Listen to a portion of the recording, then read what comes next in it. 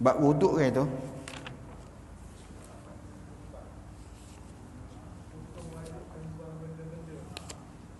Oh.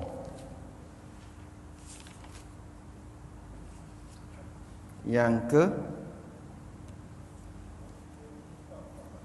keempat.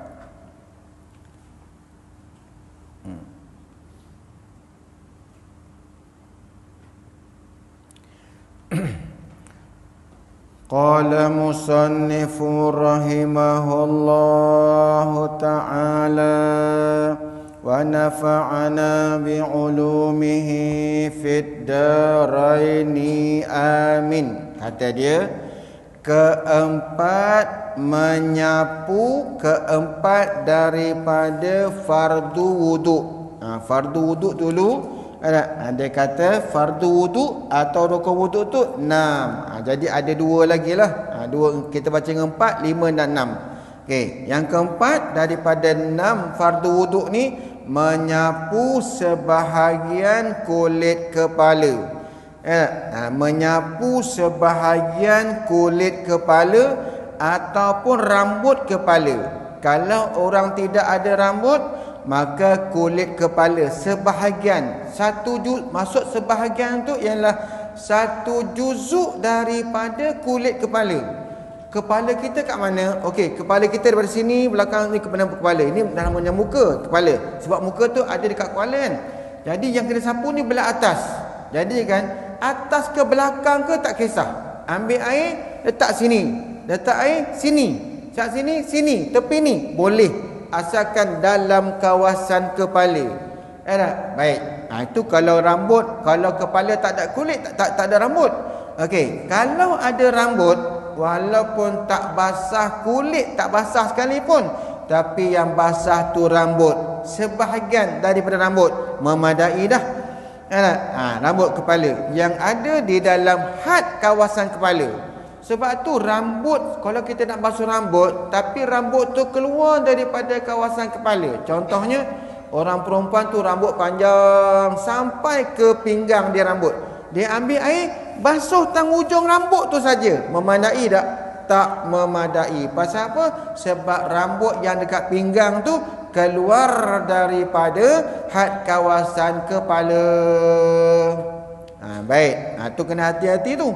Itu menyapu sebahagian kulit kepala atau rambut kepala yang adalah had kawasan kepala. Sekalipun, tengok ya, berapa helai nak kena basuh rambut ni? Sehelai pun tak apa. Kalau sehelai tu maksudnya bukan sehelai tu daripada pangkal sampai ke hujung tak. Sehelai tu ambil air 1 titik, tap jatuh setitik, kena pangkal rambut tu sekapa ni sikit, dah sah dah wuduk, sah dah. Ini nak kira sah ataupun tidak. Tidak. Sekali-sekali pun sehelai rambut atau setengahnya. Setengah je. Setengah tu bukan mana 1/2. 1 juzuk daripada rambut tu basah, sah lah. Sah lah wuduk tu. Baik. Ini mazhab Syafi'i tau. Kalau dalam mazhab Maliki, dia kena basuh semua rambut tu. Sebab tu orang mazhab Maliki tuan-tuan, kalau nampak ada orang ambil wuduk kan, dia ambilnya air ambil atau buka paip kepala dia. Itu mazhab Maliki tu. Itu mazhab Maliki tu. Sebab Maliki kata wajib kena basuh semua. Ataupun sapu semua dia kata. Sapu semua dia kata. Maliki kata sapu semua. Kita tak. Tapi tuan-tuan kena ingatlah. Air wuduk kita ni tuan-tuan, dia akan di akhirat nanti akan mengeluarkan cahaya. Sebab tu tuan-tuan kalau ambil wuduk, kalau tuan-tuan tak tahan air banyak sangat ni kan tuan-tuan, ambil air kat muka ni, sapu kan, sapu pada badan. Wuduk kita nanti yang kena pada anggota, walaupun anggota tu bukan anggota wuduk, maka anggota tu akan mengeluarkan cahaya. Sebab tu nanti kita mengaji bab sunat-sunat wuduk, nanti kita nampak. Sebab tu tuan-tuan nanti di akhirat kan, kalau nak tahu orang Malaysia macam mana, di akhirat nanti orang ramai ni, nak kenal dia tu orang Malaysia macam mana? Cahaya sikit je atas kepala, sikit je cahaya dia. Pasal apa dia ambil wuduk? Jadi cahaya sikit aja. Tu orang Malaysia lah tu. Itu ya tuan. Makruh kalau kita lap. Kecuali kalau musim sejuk, tak tahan sejuk kita lap tak apa, tak jadi makruh. Tapi kalau kita lap hukumnya makruh dalam musim yang kebiasaan. Tapi negara kita ni ada musim sejuk, musim panas ke? Tak ada. Kita ni kitanya musim bukan dua kan. Kalau musim dua musim panas sejuk tu macam di Yaman tu, kalau musim sejuk tu kadang-kadang sampai negatif. Yang tu tak tahan sampai beku. Kalau nak ambil wuduk tu buka paip tu kena ketuk, keluar ais keluar baru keluar air. Yang tu lain. Tu sejuk terlampau. Kami dulu kalau musim sejuk tu kami ada heater kat rumah, ada heater, panaskan air tu baru boleh ambil wuduk. Nak mandi pun macam tu. Tak boleh, dia tak boleh dalam keadaan sejuk sangat, nanti mudarat. Jadi mudarat. Jadi sebab tu orang sana pun dia tiap-tiap rumah dia ada heater dia. Okey, kalau musim panas kena ada aircon. Tak ada aircon tak boleh. Okey. Baik. Jadi tuan-tuan sekalian, faham kitanya dalam mazhab Syafi'i ni, ringannya mazhab Syafi'i ni tuan-tuan sekalian, walaupun sebahagian sikit daripada rambut atau kulit kepala tu basah, sudahlah, sahlah wuduk tu.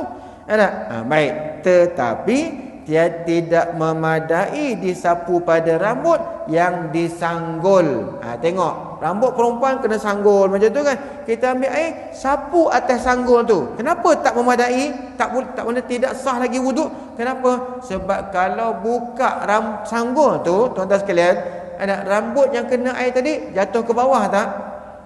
Jatuh pada had, bukan had kepala. Sebab tu tak memadai. Yang memadainya ialah rambut yang berada dalam had kawasan kepala, belakang ke, atas ke, tepi sini ke, tepi sini ke, macam tu. Baik. Pasal apa tu? Dia kata sekiranya dibuka sanggul itu, ia terkeluar dari had kawasan kepala. Jadi tak boleh lah. Baik. Okey, habis tu kena faham. Itu senang, faham dia senang. Tidak mesti sapu tu dengan tangan. Maknanya kalau kita ambil wuduk pun tak mesti dengan tangan. Kalau kita ambil wuduk, kita ambil kayu, celup kayu, ambil air yang basah kat kayu tu, letak atas kepala kita. Sah tak? Sah. Boleh? Tak semesti dengan tangan, tak semesti. Dengan sapu tangan pun boleh. Ambil kain, celup dalam kolah, ambil basahkan. Lepas tu pop letak atas kepala. Niat wuduk. Sah. Boleh. Tu dia kata tak semesti sapu dengan tangan, malahan boleh disapu dengan kayu yang dibasahkan atau sebagainya, kayu atau kain ke, tak kisahlah, tak apalah, boleh. Seperti kain yang dibasahkan, boleh. Dan memadai dengan dibasuh terus kepala, ganti daripada sapu. Tengok, kalau mazhab Syafi'i dia sapu je. Tapi kalau nak basuh macam mazhab Maliki, boleh. Tak apa. Sebab apa? Sebab dinamakan air kena kepala. Cukup lah. Banyak ke sikit tak kisah. Sebab tu dalam kaedah kita kan, kalau kita yang dalam sunat nantilah, kita celup tangan, basah tangan, kita temukan jari kita macam ni, lepas tu letak kat sini, tarik ke belakang. Kalau rambut panjang, tolak balik ke depan. Kalau rambut pendek, sekali lalu dah cukup dah. Macam tu. Jadi rata lah. Itu sunat. Celup basah tangan, letak macam ni, letak kat sini, tarik ke belakang tuan-tuan sekalian. Kalau rambut tu panjang sikit, tolak ke depan balik. Jadi rata lah. Buat 3 kali. Dapat sunat membasuh kepala semua sekali tuan-tuan. Ni ambil wuduk. Okey. Yang kelima, kata dia, membasuh 2 kaki serta 2 buku lali. Serta tu dengan makna berserta bersama-sama dengan 2 buku lali pun kena basuh. Hak dia situlah. Pada orang yang tiada memakai khauf. Kalau orang pakai khauf, memadai dibasuh atasnya sahaja. Ini katalah kaki dia pakai khauf. Sapu macam tu. Saya terlupa nak bawa khauf. Ada khauf kat rumah. Khauf tu kulit, kasut kulit yang macam stokin, dia boleh lipat-lipat. Kalau orang negara Arab dia pakai kasut tu masa musim sejuk, dia tak tahan. Jadi dia pakai khauf tu. Jadi dia pakai khauf tu untuk mengelakkan daripada cuaca sejuk. Jadi kalau orang yang pakai khauf tu dibenarkan pada syarat, tak payah basuh kaki. Cuma sapu saja atas khauf tu dah memadai dah. Tapi ada syarat-syarat lah. Dia tak boleh gitu saja, ada syarat-syarat. Dia kata kasut di dalam kasut macam stokin. Jadi kalau orang Arab Yaman tu, dia pakai khauf tu, tapi dia pakai kasut lain juga. Dia tak nak bagi kotor dia punya khauf. Jadi kotor tu bukan mana najis. Kalau berjalan atas tanah ni mungkin akan berdebu kan. Jadi dia tak nak macam tu. Baik. Kemudian wajib dibasuh jadi faham kitanya kalau pakai khauf tak perlu basuh kaki dengan syarat. Dah baca ke belum? Yang menyapu khauf ni dah baca ke belum? Belum? Belum lagi? Nanti tengok. Fardu tayamum. Oh, lambat lagi. Lambat lagi. Ada. Lambat lagi. Ada banyak tajuk lagi. Okey. Tak apa, nanti khauf tu kita tunggu dulu. Nanti kita baca nanti sampai ke tajuk dia kita baca menyapu khauf. Ya. Baik, kemudian kata dia wajib dibasuh apa yang ada pada kaki. Maksudnya apa yang ada pada kaki itu macam contohnya ada daging yang tumbuh, ada jari kaki yang tumbuh, wajib dibasuh semua sekali tu daripada buku lali tu. Jadi apa yang ada daripada kaki sama hukumnya macam membasuh dua tangan yang tersebut di atas. Macam basuh tangan dululah. Kalau ada jari lebih, jari tu pun kena basuh juga. Kalau ada tangan satu lagi kat sini pun kena basuh juga. Pun kena basuh juga. Apa yang tumbuh dalam had kawasan yang wajib kita basuh tu, apa yang ada, apa yang tumbuh, bulu-bulu ke, tai lalat ke, basuh juga. Macam tu. Baik. Maka jika ia memakai khauf, ni ada hurai sikit ni. Wajiblah salah suatu daripada dua perkara. Dua perkara tu apa dia?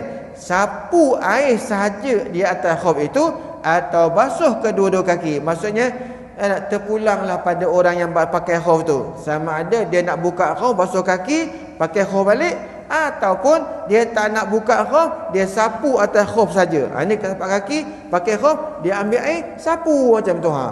Nak sapu saja macam tu, garis macam tu pun dah memadai dah. Tak payah kena nak buka khauf dah. Okey.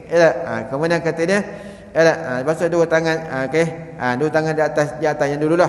Maka jika ia makan khauf, atau basuh kedua kaki, buka khauf itu, inilah yang afdalnya. Ini pandangan dia tahu. Sebenarnya bagi saya masalah afdal tak afdal ni dia terletak kepada amalan-amalan Rasulullah. Kau tengok Rasulullah pernah tak buat macam ni? Ya, Rasulullah pernah menyapu khauf. Maka tak boleh kata afdal. Sebab itu perbuatan Nabi juga. Sebab ada orang yang tuan-tuan sekalian, kalau dia buka kasut, dia buka khauf, dia basuh kaki, mudarat dia. Afdalnya apa? Afdalnya sapu atas khauf. Ini pandangan dia, pandangan tuan kitab ni. Tapi kalau ikut pada hukum tuan-tuan, afdal ni bukan letak pada basuh kaki tu lebih afdal pada basuh sapu khauf, tak. Sekira-kiranya kalau ada orang yang kalau musim sejuk sangat tuan-tuan, dia pakai khauf, lepas tu dia basuh kaki tu, mudarat pada dia. Maka tuan-tuan sekalian, mudarat atas dia tu jadi haram. Dah tahu dah mudarat, kenapa kau buka? Nak afdal? Sebab tu ustaz tak boleh ni. Sebab tu masalahnya afdal ni letak pada orang tu yang sendiri orang tu. Kalau mudarat dia basuh kaki, lebih afdalnya dia sapu atas khauf. Tu hukum macam tu tuan-tuan. Keenamnya tertib. Tertib yakni tertib tu yang dahulu didahulukan bagaimana susunan yang disebut. Jadi maksudnya macam mana susunan kita ambil wuduk? Mula-mula basuh muka, lepas tu basuh tangan, sapu kepala, basuh kaki. Jadi itu turutan dia macam tu. Maka tertib di sini ni menjadi rukun. Tak boleh dicolang-caling, tak boleh. Tapi kalau kita tak berturut-turut, tak apa. Dalam ambil wuduk ni tuan-tuan ya, tidak berturut-turut tu tidak menjadi membatalkan wuduk. Contohnya begini tuan-tuan ya. Basuh muka dekat masjid ni. Basuh tangan masjid apa kat luar tu? Taman Samudra. Salahuddin. Basuh tangan tak Salahuddin. Basuh tangan kanan kat Salahuddin. Basuh tangan kiri masjid daerah. Sapu kepala dekat masjid Datuk Seri. Basuh kaki dekat masjid Teluk Batik. Boleh tak? Boleh. Sebab berturut-turut dalam wuduk ni hukumnya sunat, bukan wajib. Tapi dengan syarat lah. Apa syarat dia? Syarat dia, jangan di antara basuh ke muka dengan basuh tangan tu, jangan batal wuduk. Jangan sampai kentut ke, pegang perempuan ke. Kalau macam tu kena buat semula balik lah. Batal lah basuh muka tu. Tapi selagi tak batal, selagi tu boleh. Sambung. Hukumnya boleh. Itu tak nama tertib. Tertib tu jangan dicolang-calingkan. Mula-mula basuh tangan, ikut suka dia. Lepas tu basuh muka. Lepas tu sapu basuh kaki, sapu kepala. Itu maknanya mencacatkan tertib. Sebab tu dia kata tertib tu yang dahulu didahulukan. Bagaimana susunan yang disebut? Susunan yang kita basuh muka dulu, basuh tangan, seterusnya kan. Baik. Masalahnya jika seseorang lupa tertib, tengah-tengah ambil wuduk tu, masa basuh tangan tu dia teringat, aku dah basuh muka ke belum? Tiba-tiba je kata macam tu. Terlupa tertib. Tidaklah dikira perbuatan yang berlaku. Masa basuh tangan dia tak ingat, aku dah basuh muka ke belum? Maka yang basuh tangan tadi ni terbatal dengan sendiri. Kenapa terbatal dengan sendiri? Sebab muka tak basuh lagi. Sebab dia was-was. Jadi bila was-was macam tu, tak boleh kira perbuatan yang berlaku basuh tangan tu pada bukan tempatnya. Cuma yang boleh dipakai tentang basuh muka yang berserta dengan niat. Kalau ada niat, kalau ada basuh muka, sekiranya ini nak bagi contoh tuan-tuan ya, perkara yang mencacatkan tertib. Tengok ya. Sekiranya ada 4 orang membasuh 4 anggotanya serentak. Katalah ada satu orang ni, A ni kan, dia baring itu je, tergedam dia baring macam tu. Lepas tu 4 orang, seorang basuh muka, seorang basuh tangan, seorang sapu kepala, seorang basuh kaki. Tapi bilang 1, 2, 3, peruk, semua serentak. Maka boleh tak terpakai wuduk orang tu?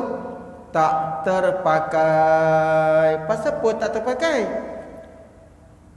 Sebab serentak tu mencacatkan tertib tak? Ada tertib tak? Tak ada lah. Tertib tu lepas satu, lepas satu. Selesai yang pertama, baru pergi yang kedua. Selesai yang kedua, baru pergi yang ketiga. Selesai yang ketiga, baru pergi yang keempat. Macam tu. Tapi tuan-tuan sekalian kalau buat serentak tak terpakai. Yang terpakainya satu je. Apa dia? Yang basuh muka. Terang keadaan mukanya sahaja. Muka saja. Jadi lepas muka tu, maksudnya orang yang basuh muka walaupun serentak, yang basuh muka tu masih lagi terpakai. Tangan, kepala, kaki tak boleh. Kena buat semula. Kena buat semula. Sahaja jika ada niat. Tapi kalau basuh muka tu tak ada niat, tak boleh juga. Niat bukan boleh orang yang membasuh tu niat. Niat kena orang yang kena basuh tu. Orang yang terbaring tu masa basuh muka tu, dia yang niat. Orang tu niat. Sebab tu ustaz, kalau dia dah tak sedar kita nak wudukkan dia, Boleh tak? Tak boleh, kecuali mati. Kecuali orang mati. Kita wudukkan orang mati tu hukumnya wajib ke sunat? Kan tuan, sini siapa tukang mandi mayat? Wuduk orang mati tu hukumnya apa? Sunat. Tapi meniatkan wuduk pada orang mati tu hukumnya apa? Wajib. Sebab apa? Sebab orang mati tu tak boleh niat dah. Kita yang niat untuk dia. Sahaja aku mewudukkan si fulan kerana Allah. Jadi kita wudukkan dia. Kita wajib niat. Sedangkan mewudukkan mayat tu hukumnya hanya sunat sahaja. Enak? Okey. Enak. Baik kata, anak muka dia kata mukanya saja jika ada niat kalau ada niatlah. Baik. Itu kalau masalah serentak orang basuh. Tapi masalah kalau kita terjun sungai tuan-tuan, perom kepala dulu. Kena air tu terus niat. Boleh tak? Cuba tengok. Sebaliknya jika seseorang itu menyelam di dalam air serta berniat wuduk, nescaya memadai dan sah wuduknya. Tengok. Jadi maknanya kalau kita terjun kolam besar, kolam renang tu, kita pun terjun, kena air pada muka kita, kita pun niat, maka hukumnya sah tuan-tuan sekalian. Pasal apa? Sebab menyelam macam tu tak ternafi tertib. Ada tertib tuan-tuan sekalian. Sebab itulah hukumnya apa? Hukumnya sah wuduk. Sekalipun ia tidak menyelam lama, walaupun tak menyala. Nak ya tuan?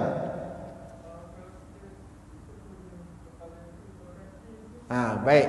Kalau kaki dulu sekalipun nak sampai dalam air tu kita niat wuduk, boleh dah. Sebab ada dah orang timbul kaki dulu. Ada dah orang menyelam, dia timbul, kaki dulu timbul. Lepas tu baru kepala. Tak ada kan? Jadi bila menyelam pun dalam air tu kepala timbul dulu. Lepas tu tangan kaki dah selesai dah masalah. Boleh. Sah. Jadi nak tinggal tu sunat je.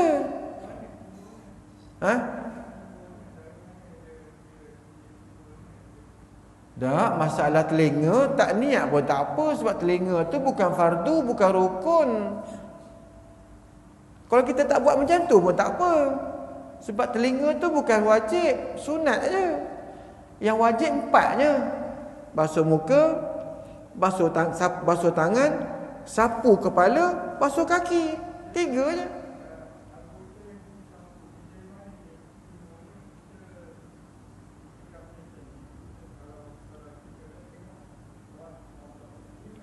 Itu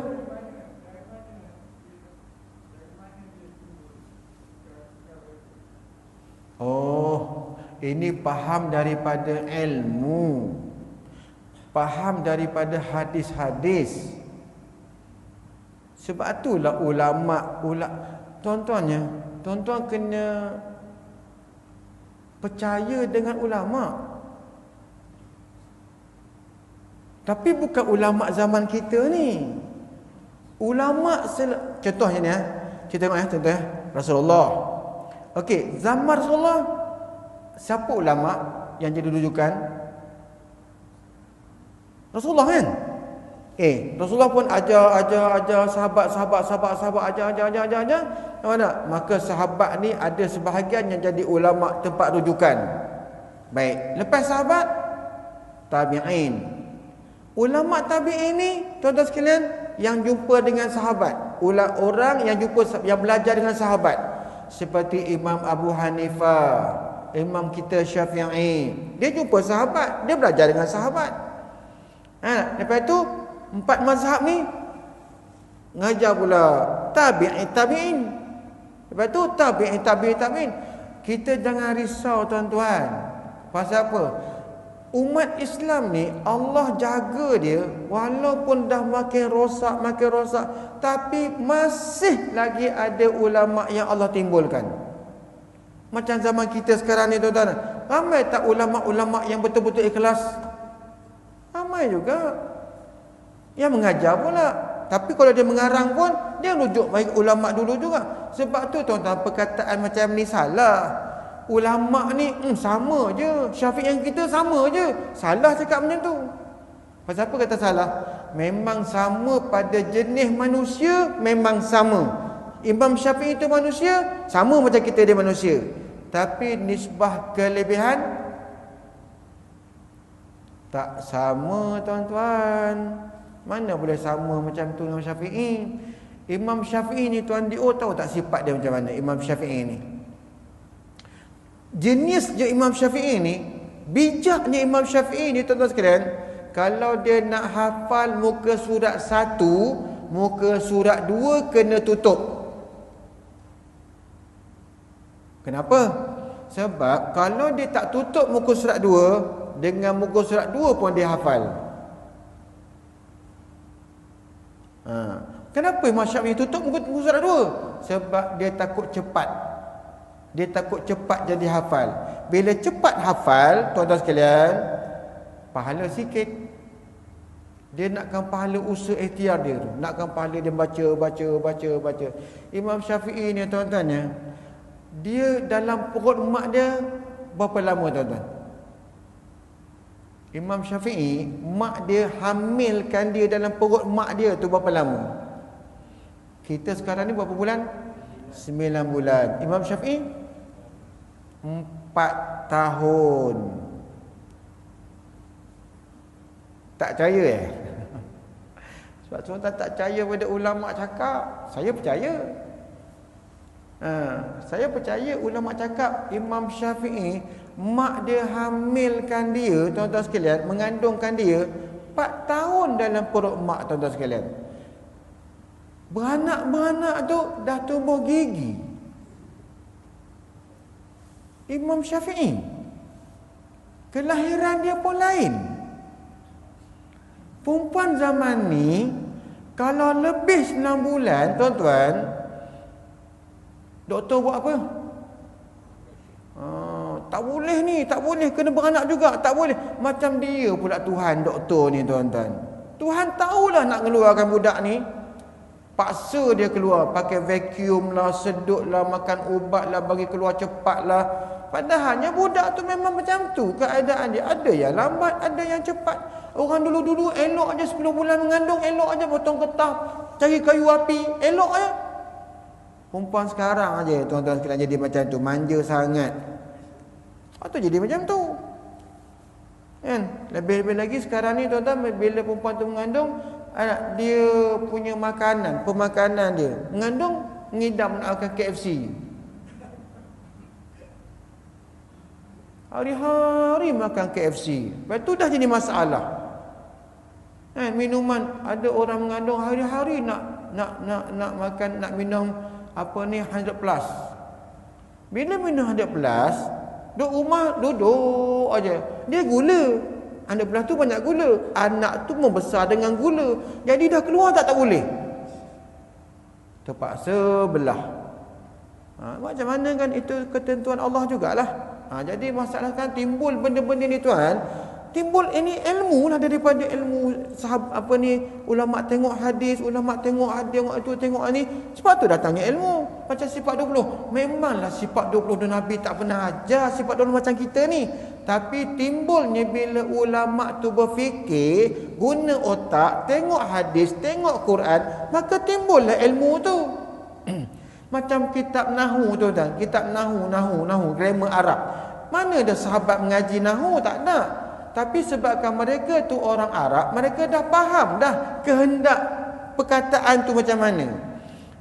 Orang yang mula-mula menyusun kitab Nahu ni siapa dia? Saidina Ali. Lepas Rasulullah wafat semua dah, dia susun kitab Nahu, macam mana Nahu tu macam mana. Saidina Ali buat. Diikuti oleh ulama berikutnya. Buat kitab Nahu, ngaji Nahu tuan-tuan sekalian. Baik. Jadi faham kita sekarang ni, bila kita menyelam macam tu, ada tertib.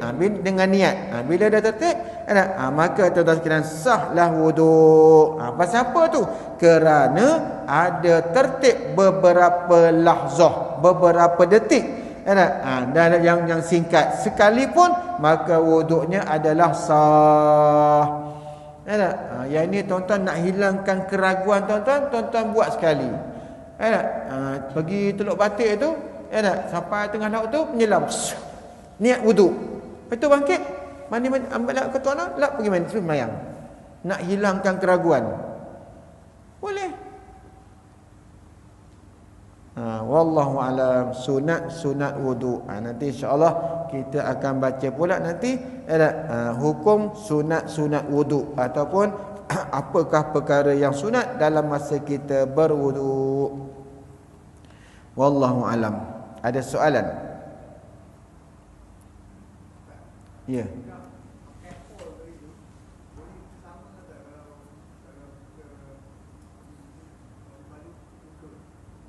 Tak boleh. Sebab khauf tu dia kena tutup daripada hak yang wajib. Dan syarat khauf tu pula ialah kalau kita titikkan air atas khauf tu, air tak sampai ke kulit.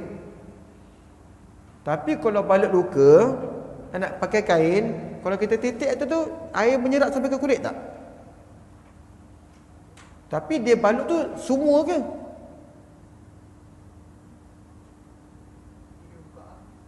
Kalau macam tu, kalau tak nak buka pun, kalau mudarat, tayamum je. Tayamum lah. Nantilah kita itu dalam bab nasi masalah Jabirah. Ya.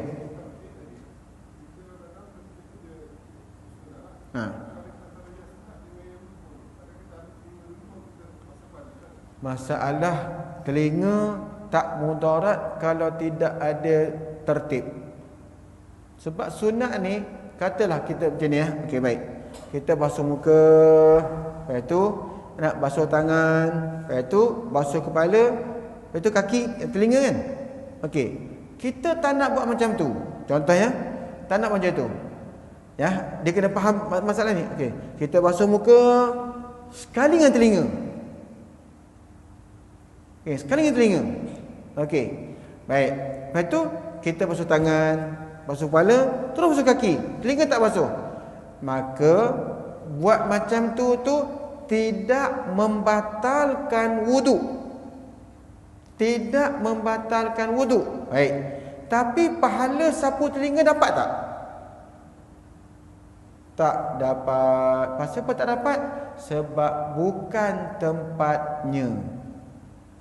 Cuma tak batal wuduk je. Masalah tertib ni, kalau colang-caling pada benda yang rukun, batal wuduk. Tapi kalau sunat, kalau kita buat bukan tempat dia, tak dapat pahala. Macam contoh kita basuh muka, sapu telinga terus. Basuh muka, sapu telinga terus. Kan? Padahal bukan tempat dia tu. Tempat dia selepas basuh kepala, sapu kepala. Bau telinga. Dia tak buat. Maka tidak membatalkan wuduk, tetapi tak dapat pahala sahaja. Wallahu a'lam. Ada lagi? Tak ada. InsyaAllah minta maafnya kalau bahasa saya pada hari ini kurang menyenangkan. Saya minta maaf banyak-banyak. Sebab kadang-kadang tu bukan niat nak sentuh pun, saja nak melawak, nak bergurau. Wallahu a'lam bissawab. InsyaAllah kita temu pula bulan depan tuan-tuan. Bismillahirrahmanirrahim. Alhamdulillahirabbil alamin wassalatu wassalamu ala asyrafil anbiya'i wa mursalin wa ala alihi washabihi ajmain. Allahumma ya azimah sultan, ya qadiman ihsan, ya daiman ni'am, ya katsiral jud, ya wasi'al ata', ya khafiyal lutuf, ya jami' sana', ya haliman la ya'jal. Salli rabbi ala sayyidina Muhammadin wa alihi wasallim radha sahabati ajma'in. Allahumma lakal hamdu syukra wa lakal manna fadla wa anta rabbuna haqqa wa nahnu abiduka riqa wa anta lam tazal zaka ahla ya muyassira kulli asir wa ya jabira kulli kasir wa ya sahiba kulli farid wa ya mughniya kulli faqir wa ya muqawwiya kulli da'im wa ya ma'mana kulli makhib yassir alaina kulli asir fatasiru lasi alaka yasir. Allahumma ya man la yahtaji lal bayan wa tafsir حاجاتنا كثير وأنت عالم بها وخبير اللهم إني أخاف منك وأخاف من يخاف منك وأخاف من لا يخاف منك الله بحق من يخاف منك نجنا ممن لا يخاف منك الله بحق سيدنا محمد أحرسنا بعينك التي لا تنام وكنفنا بك نافك الذي لا يرام وارحمنا بقدرتك علينا فلا نهلك ثقتنا ورجاؤنا وصلى الله على سيدنا محمد وعلى آله وصحبه وسلم والحمد لله رب العالمين.